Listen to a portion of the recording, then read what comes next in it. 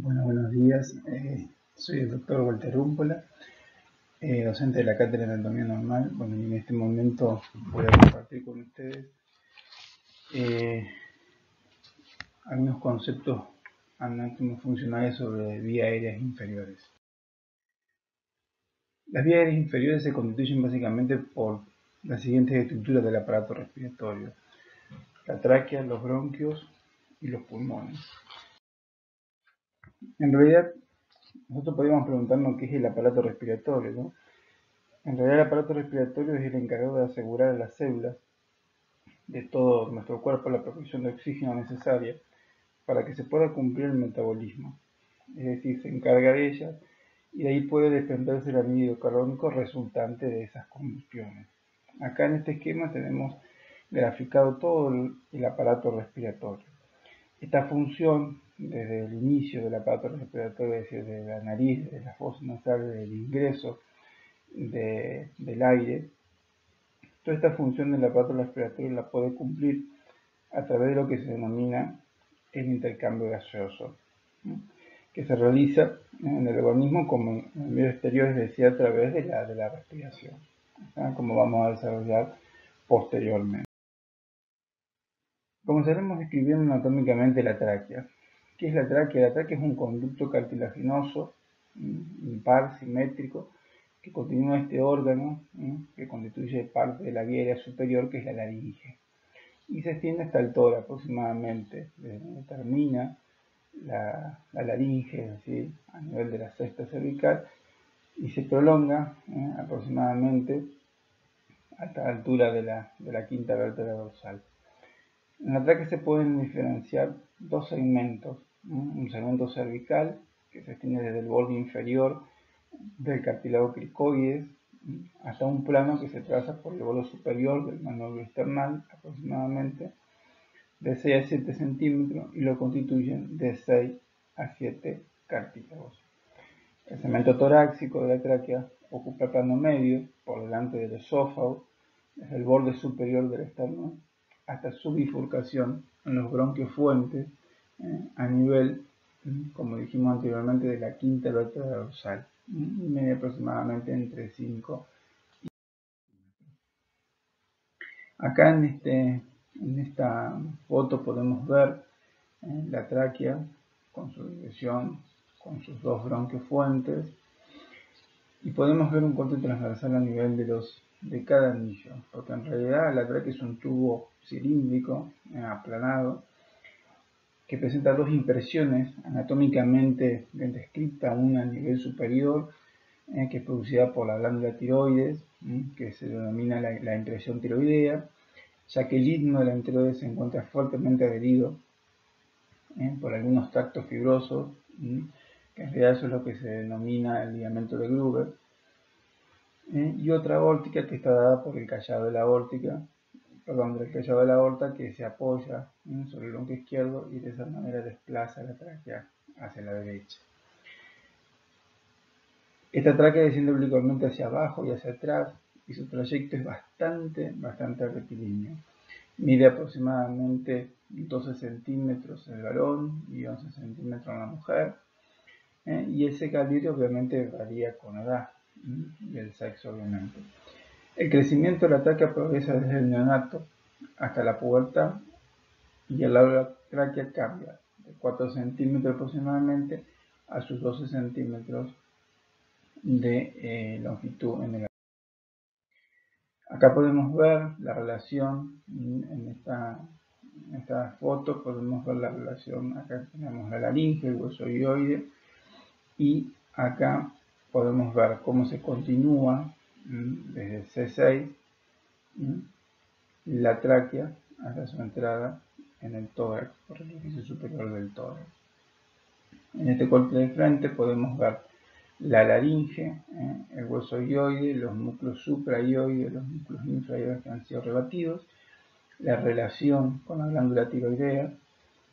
Acá vemos el lóbulo derecho, el lóbulo izquierdo y el istmo. Y el istmo es lo que genera la impresión sobre la tráquea, como así también la otra que dijimos que es la aorta. ¿Qué relaciones tiene la tráquea cervical.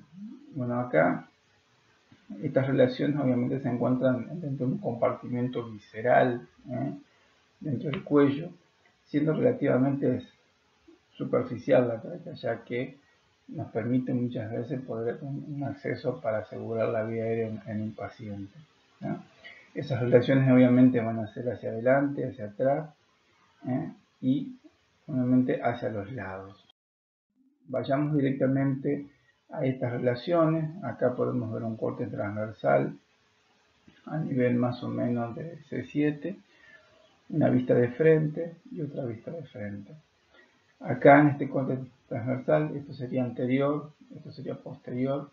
Acá tenemos el conducto tráqueo-esofágico, acá tendremos la tráquea, la relación hacia adelante con el ligno de la tiroides y los lóbulos tanto derecho como izquierdo.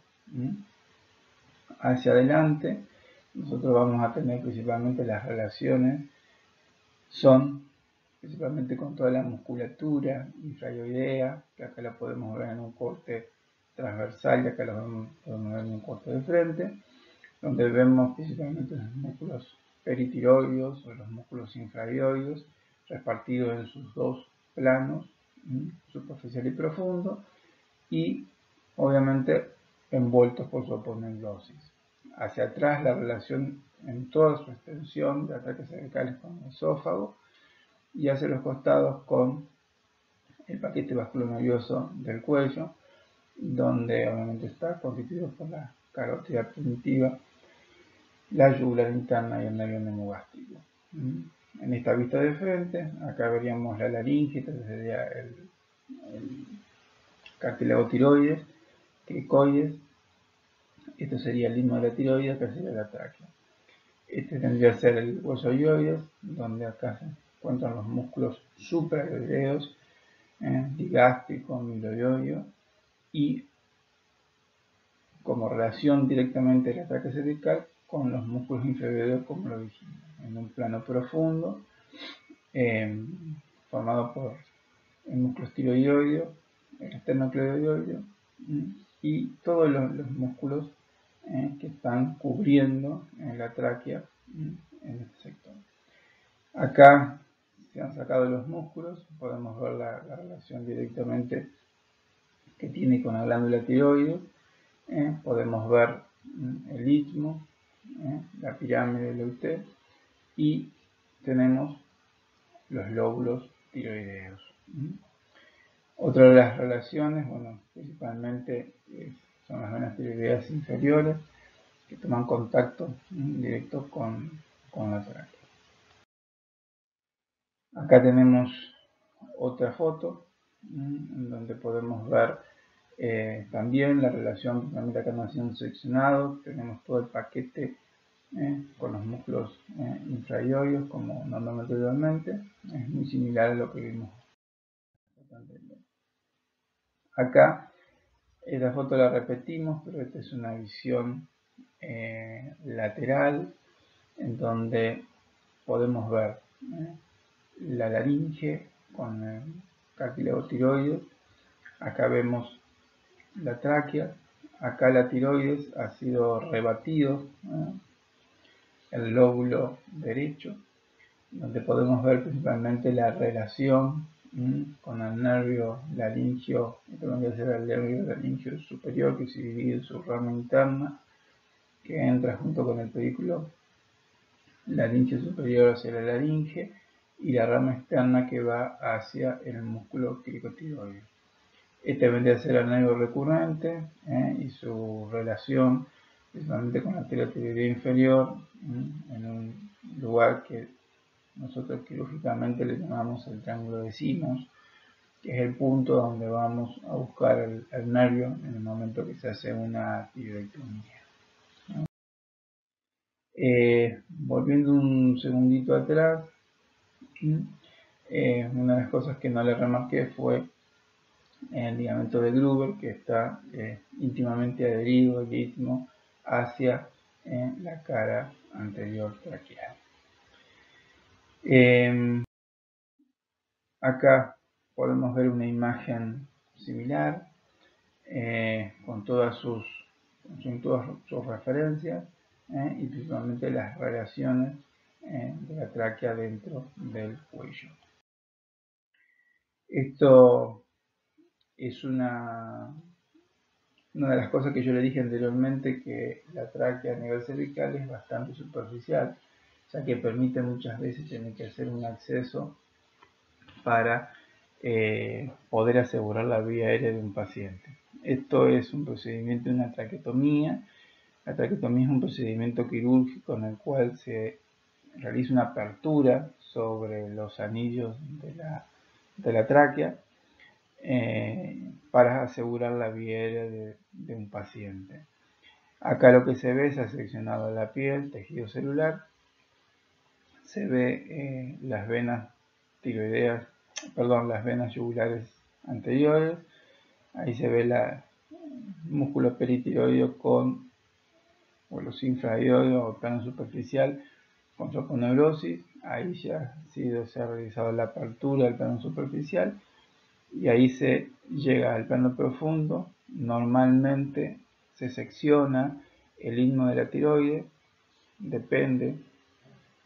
eso depende mucho de las características anatómicas de la tiroides. Hay veces que la traqueotomía se puede hacer supraítmica o infraítmica, o habitualmente se corta, se secciona el istmo de la tiroides y se rebaten hacia los costados, hacia los lados derecho e izquierdo, los lóbulos, y ahí se dejan con el istmo suturado. Acá ya está abierta la tráquea y después lo que se realiza es se coloca un punto que se fija a la piel suprayacente y infrayacente, y de esa manera se realiza la apertura de la tráquea y ahí se coloca una cánula de traqueostomía. ¿No? La traqueotomía es un procedimiento que se puede producir de manera transitoria y luego se puede cerrar, o de una manera definitiva en el caso, por ejemplo, de un paciente que se le ha tenido que sacar la laringe, principalmente por algún tumor maligno, en el cual se hace una laringectomía total y se deja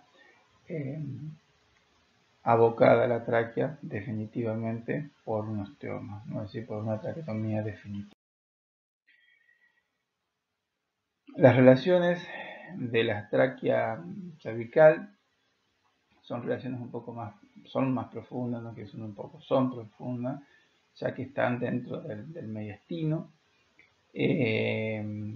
Principalmente acá, como yo se las he remarcado, en la parte superior con el tronco venoso-brachiocefálico izquierdo, con el timo, los músculos esternocleidomastoideos como plano profundo, más hacia abajo con el tronco arterial brachiocefálico, con la arteria carótida primitiva izquierda y con el callado aórtico, que, como dijimos anteriormente, hace la impresión aórtica. Por detrás, el esófago unido por los tractos, por los músculos traqueoesofágicos.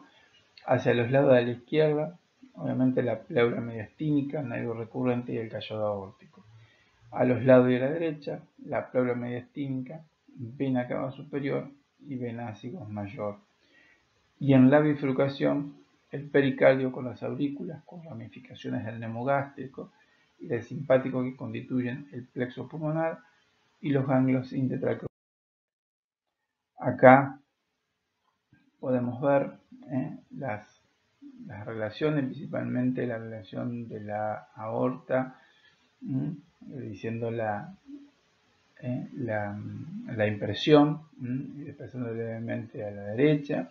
Acá tenemos el tronco arterial brachiocefálico, pasando por la cara anterior y dividiéndose en arteria carótida primitiva y subclavia. Acá tenemos la carótida primitiva izquierda y la subclavia izquierda.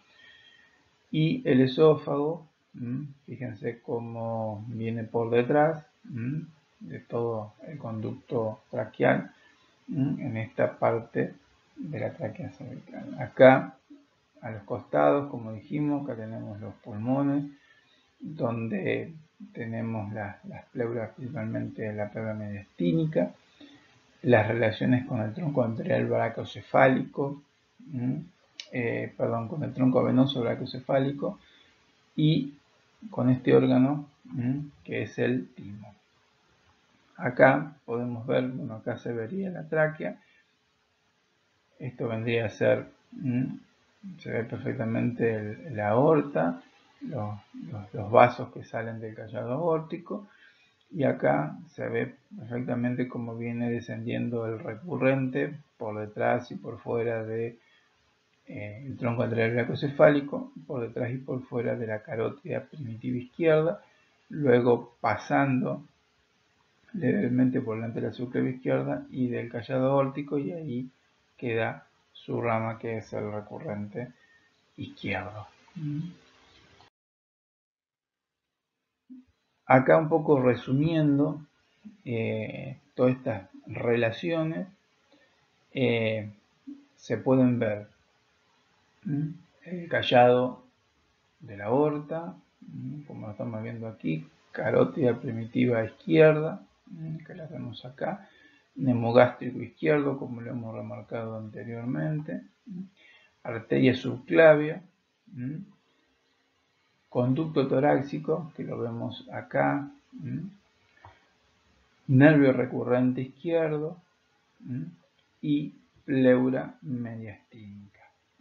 Y ahí completaríamos estas relaciones del lado izquierdo. Las relaciones del lado derecho, podemos ver el callado del ácido. En realidad acá tendríamos la vena cava superior, el tronco venoso brachiocefálico derecho, el brachiocefálico izquierdo, y esto que vemos acá es la vena acivos mayor, que desemboca en la forma de callado sobre la cara posterior de la vena cava superior. Neumogástrico derecho, que lo vemos descendiendo perfectamente ahí, por detrás y por fuera de la carótida primitiva derecha. Luego acá en este punto sobre la cara inferior de la subclavia izquierda da el nervio recurrente, que es ese que vemos ahí y que se mete por el ángulo traqueoesofágico y toma relación con la glándula tiroides, y la pleura mediastínica derecha. Y con eso completaríamos las relaciones del derecho. Bueno, la tráquea tiene una estructura, de la mucosa traqueal. Como dijimos, la constitución anatómica, podríamos decir, de la tráquea está formada por una túnica interna, que es mucosa, y una túnica externa, que es fibromúsculo cartilaginosa. En realidad podemos ver, es de color rosado y de relieves circulares transversales, el tejido fibroelástico de cartílago, y una de las características que tiene es que los anillos y líneas incompletos sirven de sostén de la mucosa traqueal e impiden el colapso en la inspiración. Esto es muy importante de recordar. Las fibras musculares lisas presentes en las extremidades libres de los anillos, formando lo que se denomina el músculo de Reisner o músculo traqueal de Reisner. La tráquea presenta una mucosa, que esa mucosa es epitelio traqueal respiratorio estratificado ciliado, conteniendo abundantes células caliciformes. Acá podemos ver el netrocorte, podemos ver acá se ha separado, bueno, acá tenemos la faringe, el esófago, se ha separado para mostrar el músculo traqueoesofágico, el conducto traqueal, su división. Acá vemos la bifurcación a nivel de la carina. Y en este corte transversal podemos ver lo que hemos escrito anteriormente, la mucosa con el epitelio, y obviamente podemos ver las características de la distribución de distintas fibras elásticas, del epitelio glandular, el cartílago traqueal, y una envoltura de tejido conectivo, que es lo que se denomina lámina visceral de la fascia pretraqueal muchas veces. Acá podemos ver el músculo esofágico. Este es el músculo traqueal liso. Bueno, en este corte se puede ver perfectamente toda esa estructura traqueal. Acá podemos ver, esto es una estructura de la tráquea en un corte horizontal. Acá este corte también es un corte esquemático. Esto vendría a ser la luz, la forma del anillo, que le falta su quinto posterior. Acá podemos ver que vendrían a ser las fibras lisas traqueoesofágicas. Acá tenemos la lámina transversal traqueal. Podemos ver el músculo traqueal de Reisner, que lo nombramos anteriormente, que vendría a ser este. Acá tenemos una adventicia pericondral y la mucosa traqueal con sus glándulas seromucosa y el ligamento interanular, que es el que une cada anillo entre sí. Estas son variaciones morfológicas que fueron descritas por Mackenzie de los distintos tipos de tráquea que puede. ¿Cuáles son la irrigación o los vasos y nervios de la tráquea? Bueno, principalmente la tráquea recibe irrigación de las arterias tiroideas superior y de las arterias tiroideas inferiores, de la estímica y de la bronquial derecha. La tiroidea superior, de la carótida externa, y obviamente también hay vasos venosos, esos colectores venosos originados de la red mucosa y glandular, drenan en el sistema ácido las venas esofágicas y las venas tiroideas. Los linfáticos y dos redes, hay como dos redes, tanto en la mucosa como en la submucosa.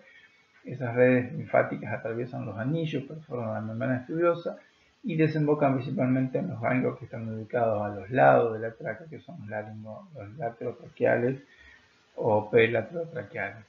Y en el segmento cervical desembocan en los ganglios perilaringios o ganglios perilaringios. La inervación previene principalmente del neumogástrico, del simpático.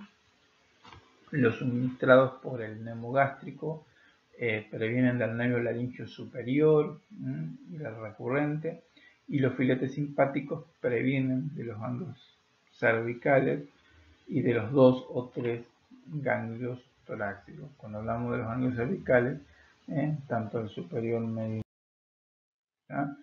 Bueno, acá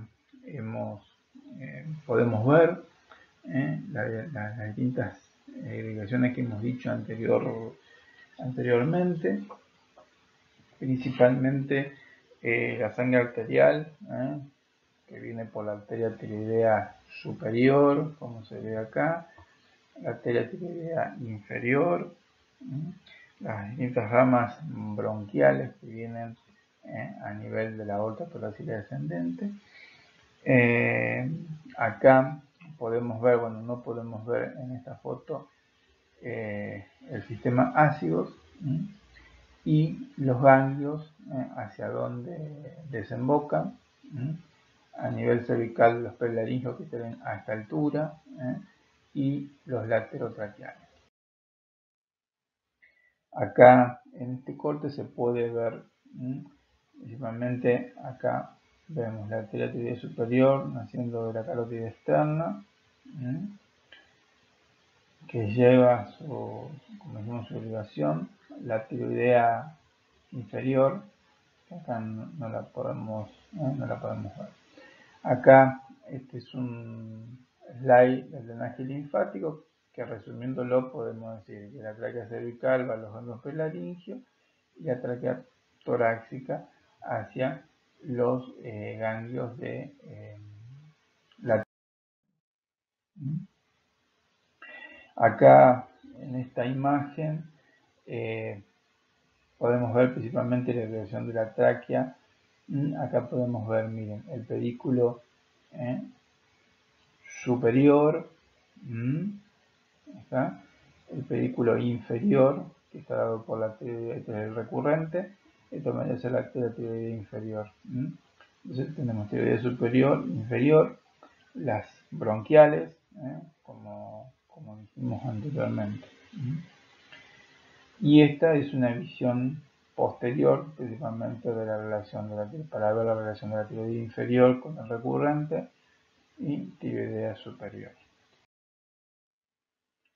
La inervación, como la hemos remarcado, la inervación está a cargo, como dijimos anteriormente, tanto del gnomo gástrico como de la cadena ganglionar cervical y torácica del simpático.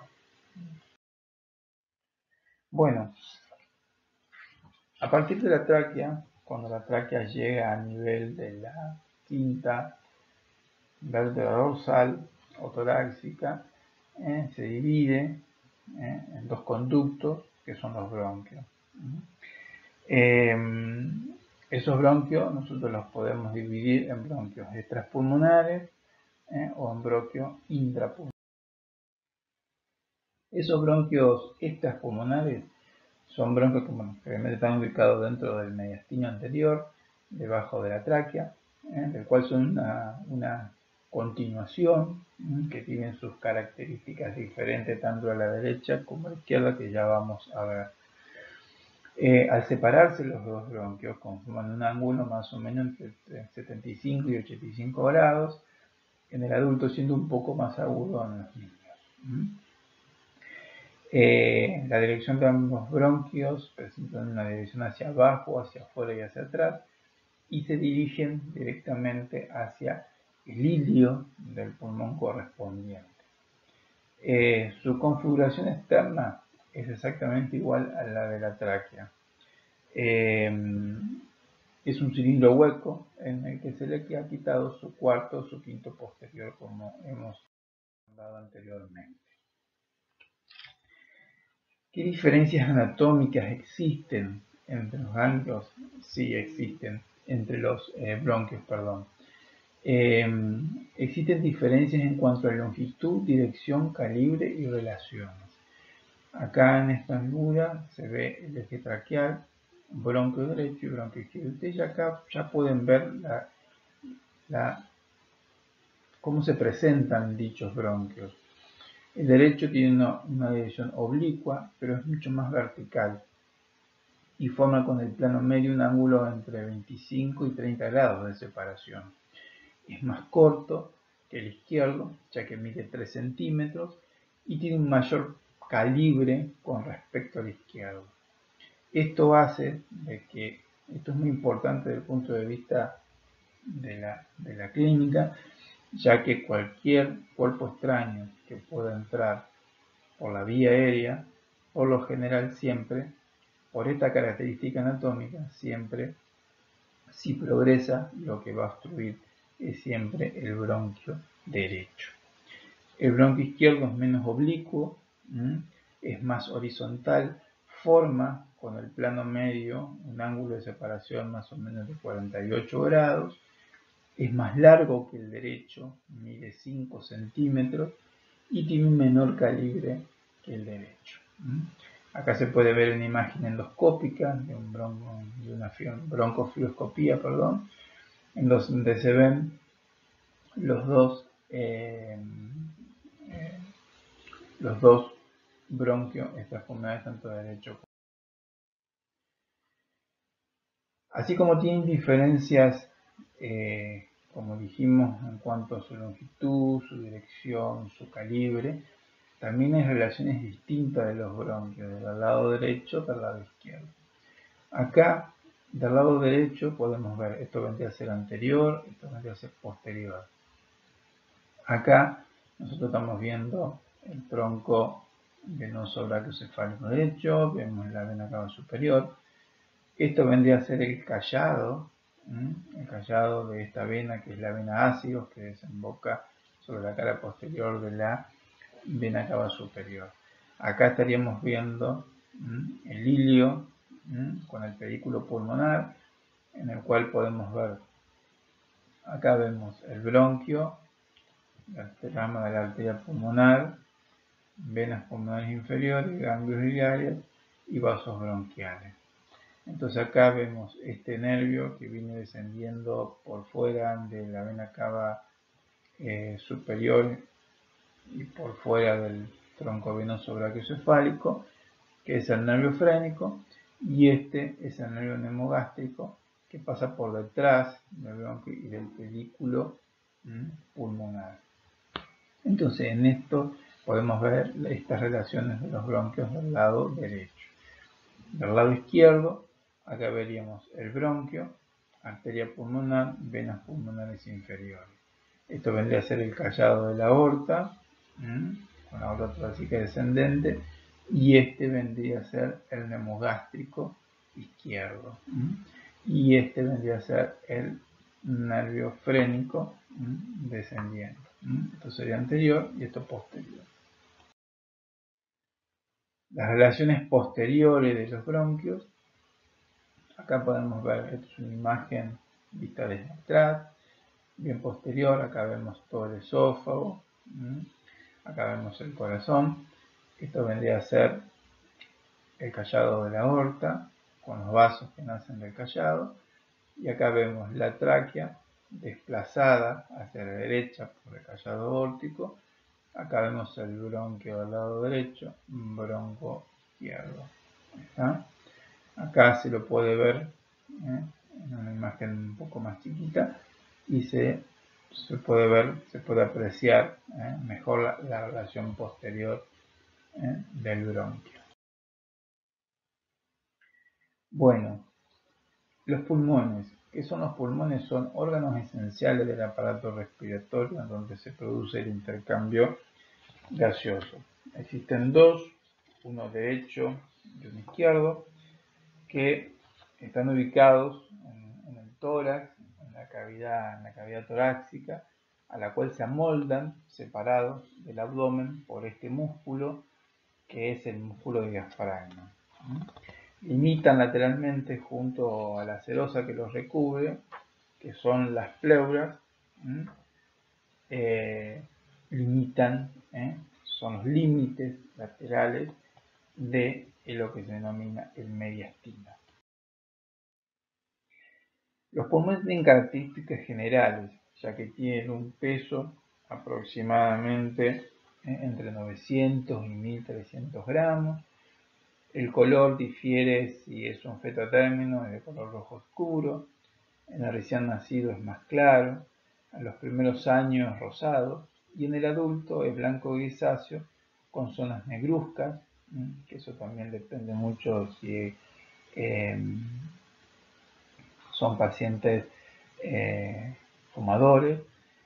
Y en los ancianos de color azul oscuro, con una consistencia que se le asemeja a la de una esponja, tiene una consistencia esponjosa.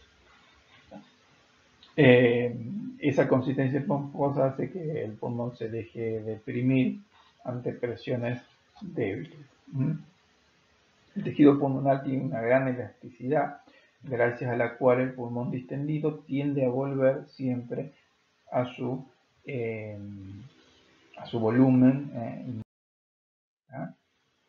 Bien, hablando un poco de la configuración exterior o de la configuración externa del pulmón, los pulmones o la forma del pulmón es comparable con la de un semicono, que tiene un vértice superior y una base que es inferior.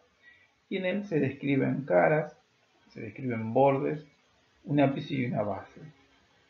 Una cara externa o externo-costal, que es la que mira hacia toda la parrilla costal, la cara interna que mira hacia el mediastino o cara mediastínica, un borde anterior, un borde posterior, un borde inferior, un ápice o vértice y una base. ¿Está? Eso sería lo que uno describe en la configuración externa. Esta cara externa o externo-costal se denomina así ya que el pulmón se amolda a la pared lateral del tórax y está separada de las costillas, de los espacios intercostales y de la columna vertebral por una fascia que ya veremos más adelante, que es la fascia endotorácica. Acá podemos ver toda la cara externa del pulmón. Acá tenemos la base, el vértice, y acá tenemos recorriendo el pulmón derecho con sus dos fisuras, fisura mayor, fisura menor, y el pulmón izquierdo su único cisura que lo divide en 2 lóbulos al izquierdo y en 3 al derecho. Acá podemos ver perfectamente estas relaciones que anteriormente les nombré, pero tienen que saber de que esa cara externa o esternocostal se denomina así por esto, porque es la que queda separada. Acá vendría a ser la costilla, los músculos intercostales, o sea, parrilla costal, fascia endotorácica, tejido celular laxo, pleura parietal, ahí, y pleura visceral. Es decir, que para llegar al parénquima pulmonar uno tiene que atravesar estas 5 instancias: parrilla costal, fascia endotorácica, tejido celular laxo, pleura parietal y pleura visceral. En la cara interna o cara mediastínica, el pulmón se adapta a los órganos del mediastino, ¿está?, que marcan en ella impresiones, y de esta manera existe una fosa cardíaca, que es lo que hace que el pulmón izquierdo tenga una característica por ahí distinta a la del pulmón derecho. Y acá podemos ver en esta imagen, podemos ver la forma que tiene esta cara mediastínica. Bueno, otra cosa importante que hay que rescatar de esta cara interna mediastínica son los perículos e el hilio pulmonar. Acá lo primero que tenemos que definir qué es el pedículo. ¿Cómo está constituido ese pedículo? Por el bronquio, por la arteria pulmonar, por las venas pulmonares, por la arteria bronquial, las venas bronquiales, los linfáticos y los nervios. Entonces acá este vendría a ser el hilio con su pedículo. Yendo más específicamente a ver el hilio pulmonar de cada lado, acá podremos ver el hilio pulmonar izquierdo, donde tenemos el bronquio izquierdo fuente, que es este, la arteria pulmonar, que las ubicamos acá, que se ve de color azul porque trae sangre carboxigenada, las venas pulmonares superior e inferior y los ganglios iliares. Esta vendría a ser la impresión que deja el callado de la aorta, o aorta torácica descendente, los vasos, carótida primitiva izquierda y subclavia, y la fosa cardíaca. Esas serían las impresiones de los órganos que marcan sobre la cara interna mediastínica.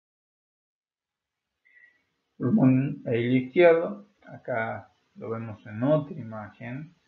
Acá se puede ver el bronquio, que es esto, arteria pulmonar, esto con esto, venas pulmonares inferiores. Acá vemos la impresión del corazón con la fosa cardíaca, el callado de la aorta torácica descendente, y acá podemos ver la impresión de los vasos. Del lado derecho vamos a tener el bronquio derecho, esto vendría a ser anterior, esto vendría a ser posterior, bronquio derecho como eje de ese hilio, la arteria pulmonar derecha, que cambia de posición porque a la izquierda estaba arriba, y la arteria pulmonar del lado derecho está por delante. Esa es una de las diferencias anatómicas que tienen que recordar.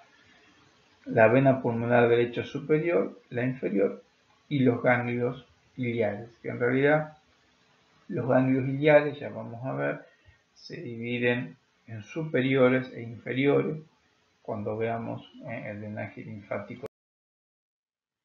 Acá lo vemos con una imagen similar. Esto vendría a ser anterior y posterior. Acá veríamos esto que vendría a ser la desembocadura de la vena ácido sobre la cara posterior de la vena cava superior. Acá vemos el bronquio derecho, esto vendría a ser la arteria pulmonar derecha por delante y las venas pulmonares superior e inferior. Acá esta imagen es para un poco ver, acá se ha seccionado, se ha sacado el corazón, vemos la vena cava inferior, vena cava superior, acá veríamos el bronquio derecho, bronquio izquierdo, y las relaciones con la arteria pulmonar derecha e izquierda, como hemos visto anteriormente, para remarcar sus diferencias, como la rama derecha de la arteria pulmonar pasa por delante y la otra queda, la izquierda. Nombramos los bordes, un borde anterior, un borde inferior, un borde. Con respecto a los lóbulos y fisuras, ya hemos nombrado, para el pulmón derecho tenemos una cisura menor, mayor y una cisura menor que divide al pulmón en tres lóbulos, superior, medio e inferior, y el izquierdo con una cisura única que lo divide en dos lóbulos, tanto superior como. Bueno, ¿qué es un segmento broncopulmonar? Acá vamos a entrar en un tema que es lo que se denomina segmentación broncopulmonar. Cuando uno habla de segmento broncopulmonar es lo que uno tiene que definir. Es una porción de parénquima, en realidad es como aseméjenlo como un pulmón en miniatura. Es decir, una porción de parénquima lobar, que tiene una forma de pirámide, con una vértice que mira hacia el ilio y una base que mira a la periferia. Contiene un bronquio segmentario y una arteria segmentaria. Y a su vez es drenado por un sistema venoso que marca planos intersegmentales. Acá podemos ver los distintos segmentos para tanto el pulmón derecho como el pulmón izquierdo. Bueno, ¿cómo se segmenta cada pulmón? Es decir, ¿cómo es la segmentación de estos bronquios en el pulmón derecho? Bueno, nosotros tenemos que saber que hay una segmentación para cada lóbulo. El lóbulo, sabemos que en el pulmón derecho tenemos un lóbulo superior, uno medio y uno inferior. Ese lóbulo superior tenemos tres bronquios segmentarios, uno apical o superior, uno anterior y otro posterior. El lóbulo medio tiene uno que se denomina interno o medial y otro que es externo o lateral.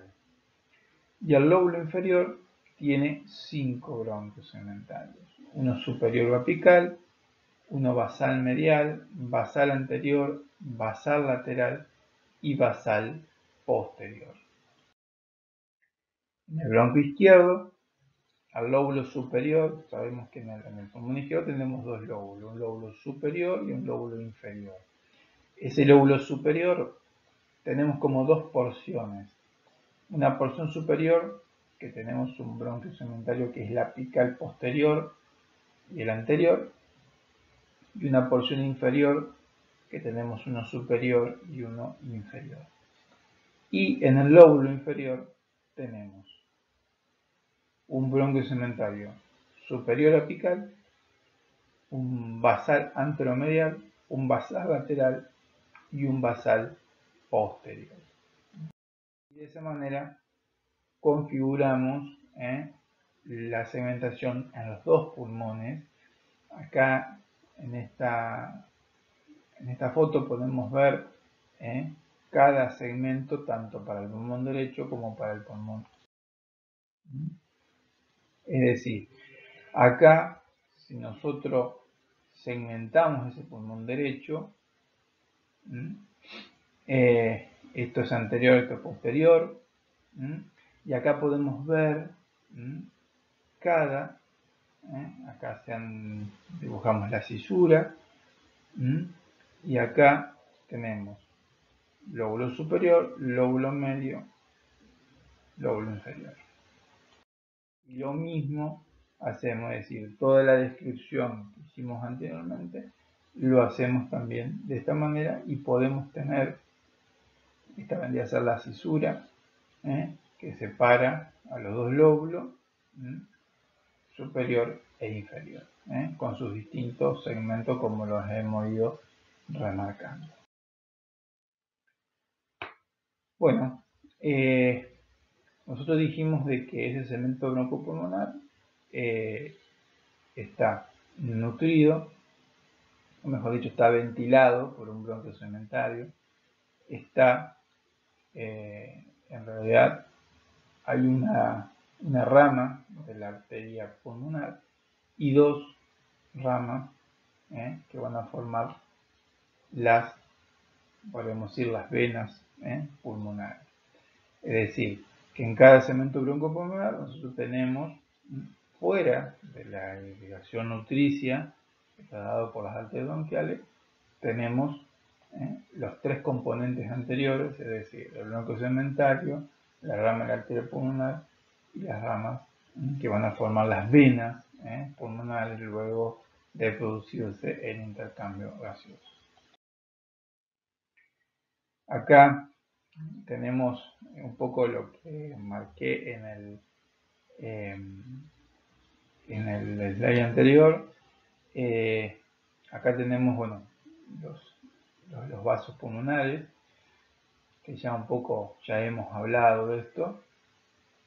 Y acá tenemos el punto donde se produce el intercambio gaseoso. El bronquio segmentario, cómo está alimentado por una rama de la arteria pulmonar, que está graficada en azul, y cómo de ese intercambio salen las venas pulmonares con la sangre ya oxigenada. ¿Está? Por eso se intercambia el color. Esto vendría a ser rama de arteria pulmonar, rama de vena pulmonar. Esto un poco se repite lo mismo, pero acá lo que se está marcando es decir, cómo el sentido que lleva los vasos a nivel del intercambio. ¿Está? Entonces, se resumen que los vasos sanguíneos para la hematosis son la arteria pulmonar. Son dos, una para cada hilo, como ya dijimos, siempre acompañan a los bronquios y son intersegmentarios. Las venas pulmonares son avalvulares, recogen sangre visceral y respiratoria y son intersegmentarios. Y los vasos nutricios, obviamente por las arterias bronquiales. Acá lo que se está, con respecto a las venas pulmonares, son la cantidad que son 5 en realidad, pero después se fusionan. ¿Está? Bien. Después, dentro de los vasos nutricios, se agregan las arterias bronquiales, que son ramas de la aorta torácica descendente, que son las que aportan la parte nutricional. Y acá se marcan cómo nacen de la aorta y también las arterias bronquiales. Recuerden que daban irrigación a la tráquea torácica. Acá en esta foto lo que podemos ver es la distribución de los vasos pulmonares. ¿eh? Con respecto a su entrada en el hilio y cómo se ramifican dentro de... Y un poco esto resume lo que hemos estado hablando de este intercambio gaseoso. Entonces tenemos una circulación pulmonar que es funcional, que está dada por la arteria pulmonar, que viene del corazón derecho. Como dice ahí, transcurre con los bronquios, se capilariza a nivel de los alvéolos, donde se produce la hematosis, con un recorrido inverso hasta las venas pulmonares. ¿Ya? La circulación bronquial es una circulación nutricia y está dada por las arterias bronquiales, que son ramas directas de la aorta. Irrigan todo el tejido pulmonar menos el tabique alveolar. ¿Está? Ambas circulaciones se anastomosan en la transición de la porción conductora y respiratoria. Las venas bronquiales drenan solo el tejido conjuntivo del hilio y la mayor parte de la sangre que llega por las arterias bronquiales salen por las venas pulmonares. Todo esto que está descrito acá se resume en esta figura. ¿Está? Acá tenemos el bronquio cementario, la arteria pulmonar y la vena pulmonar. Recuerden que la arteria pulmonar se pinta de color azul porque es la que trae la sangre carboxigenada del corazón derecho. Luego se produce el intercambio, se forman las venas pulmonares y por las venas pulmonares sale la sangre oxigenada.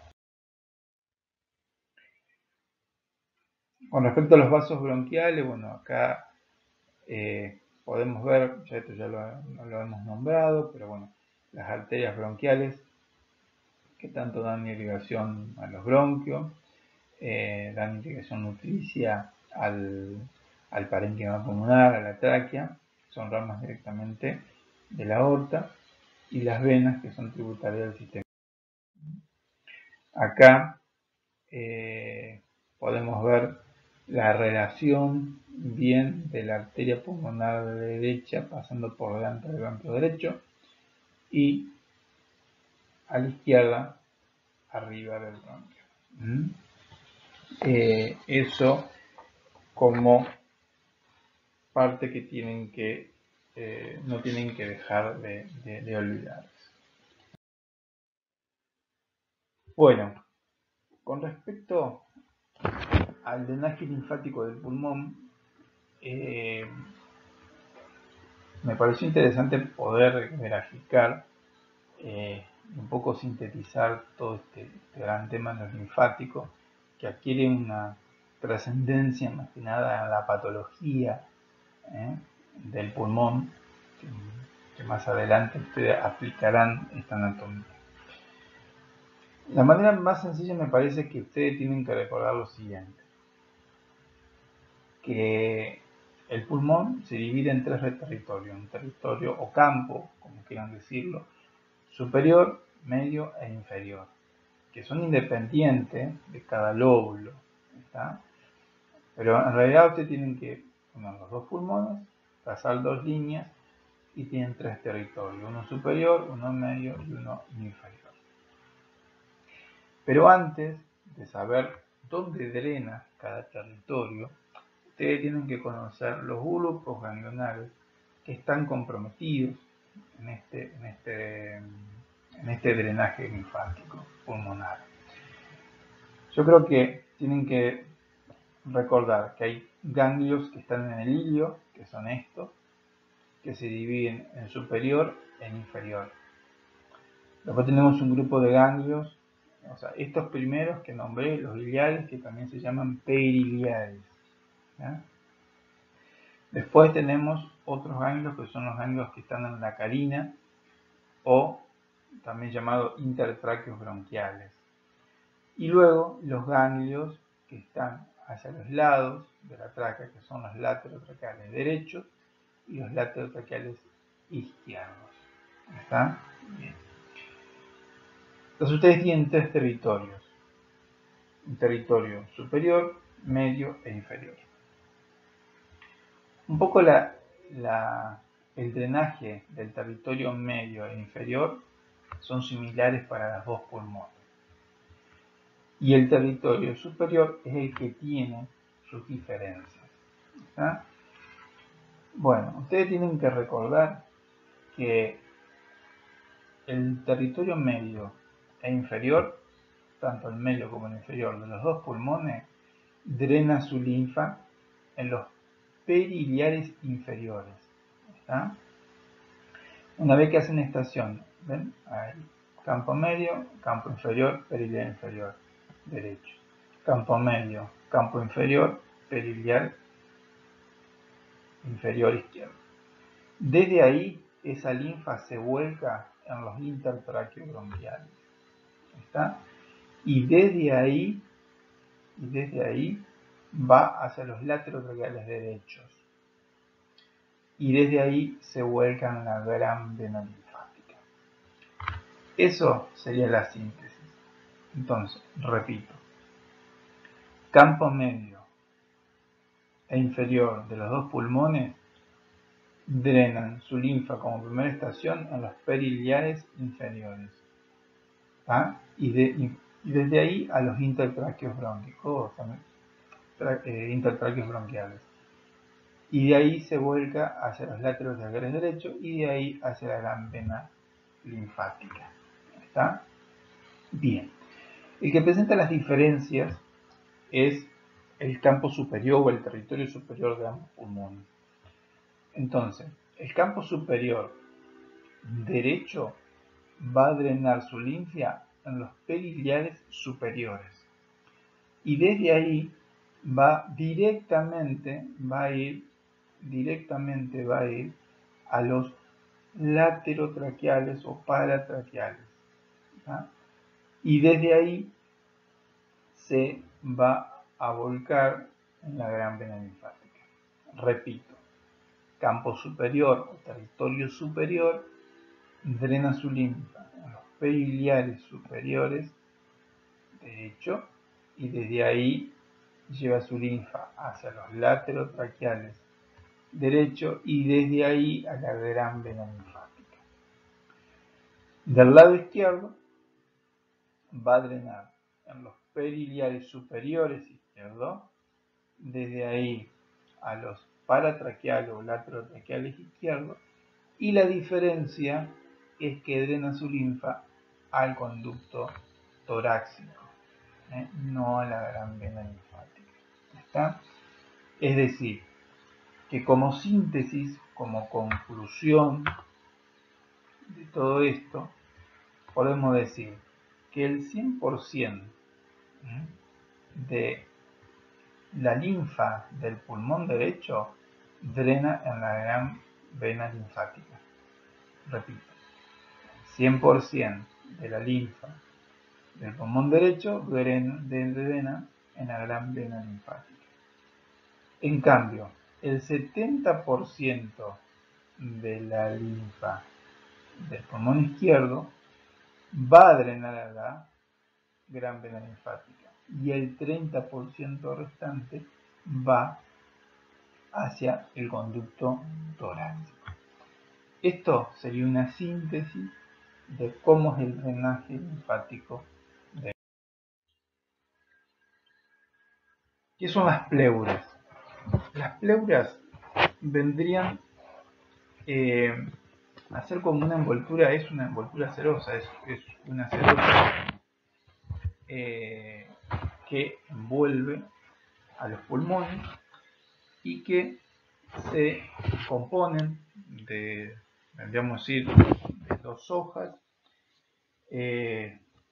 como toda serosa, ya sea como el peritoneo, como el pericardio, se componen de una hoja visceral que tapiza al pulmón y una parietal que está aplicada, en este caso, a la pared torácica. Estas hojas se continúan una con otra, es decir, a nivel del ilio, es decir, de esta parte, se continúan una con otra, toman contacto entre sí y limitan entre ambas una cavidad, que es una cavidad virtual, cerrada por todas partes, que es lo que se denomina la cavidad pleural. Entonces, ustedes pueden diferenciar entonces dos hojas, una hoja visceral que es la que está en rosa y una hoja parietal que es la que está en verde. Ahora bien, esa hoja parietal es como que cubre todas las paredes del compartimiento del pulmón, ¿sí? En las cuales se reconoce una pared costal, una mediastínica, una diafragmática y finalmente una cúpula que cubre el vértice del pulmón, que ya veremos. Entonces acá ustedes pueden ver cómo está distribuida toda esa pleura. ¿Está? Una de las cosas que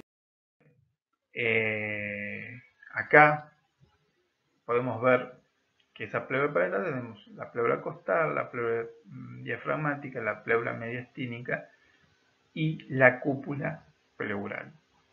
Esa hoja parietal se refleja de una pared a otra formando ángulos, que esos ángulos se denominan senos o fondos sacos pleurales. Es otra de las cosas que tienen que recordar. Acá pueden ver la distribución de la pleura mediastínica, cómo se distribuye a nivel del ilio, y esto es lo que se denomina el ligamento del pulmón. Bien, acá tenemos la cúpula pleural, o sería la pleura cervical, que es lo que forma la cúpula pleural. Acá esta cúpula pleural tiene íntima relación con los vasos subclavios, que lo estamos marcando ahí, y con las ramas más que nada inferiores del plexo cervical. ¿Ya? Acá podemos ver el aparato ligamentoso de la cúpula pleural con los ligamentos costopleural, el transverso pleural, perdón, y el vértebro pleural o vértebro costopleural. Acá tienen una imagen vista desde arriba, donde se ve el orificio superior del tórax.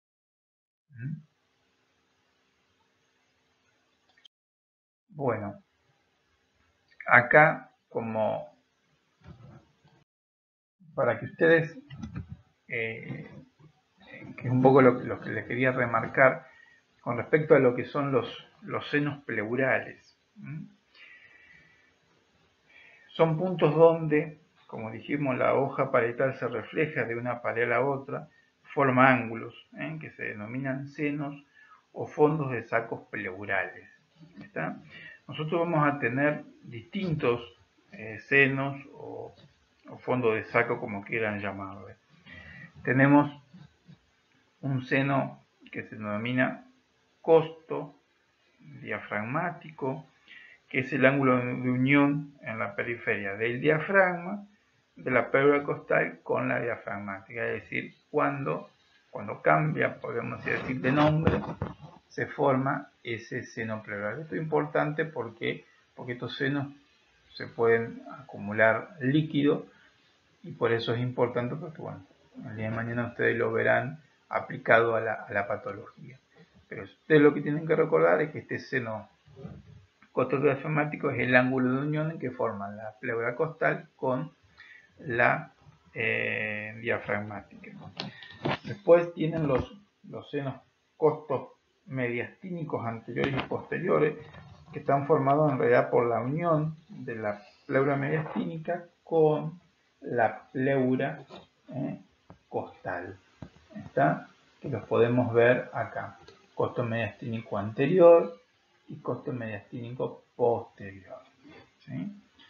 Y después el seno frenomediastínico, que estaría formado en realidad por la unión de las pleuras diafragmáticas y la pleura mediastínica.